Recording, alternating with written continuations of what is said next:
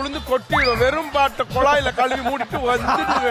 ராமர்லாம் வந்து பார்த்தா பாத்திரமா யூஸ் பண்ண மாட்டாராம். பக்கத்து வீட்டுல குழம்பு கேட்கறது ஜவுத்தல் போய் இருக்குதுல, அதை எடுத்துட்டு போய் அதுல ஊத்துங்க வாங்கிட்டு வரோம். ஏன்னா கரண்டி போட கஷ்டம், ஓட்டப்பட்டு இப்படியே சாப்பிடுவாரு. முடிஞ்சு வாங்க.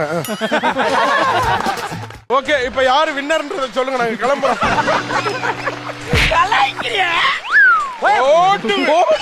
என்ன எடுத்துன்னு வந்த? சின்ன வெங்காயம் புடிச்சு பாரு.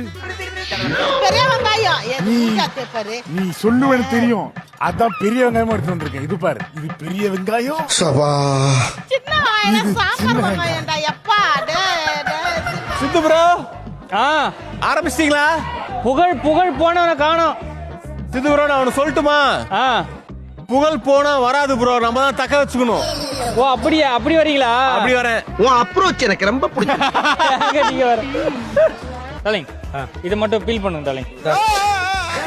அந்த ஃபீல் இல்ல, தோல ஃபீலிங். சரி மா, அந்த இது சௌச்சௌவ புளிய சொல்லு.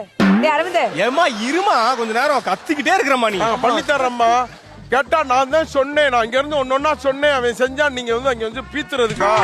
பண்ண மாட்டேன். நான் பாத்துக்கிறேன், நான் வந்துட்டேன்ல. அவனை டென்ஷன் பண்ணிட்டனால என்னோட டாஸ்க் கம்ப்ளீட் ஆகும். என்னது இது? பெயினா? பேனா வந்து எடுப்பாங்க சமையல் இதுல. அப்பல அதை கிண்டிக்கிட்டே இருக்கேன், என்ன பண்ணணும் கடைசியில?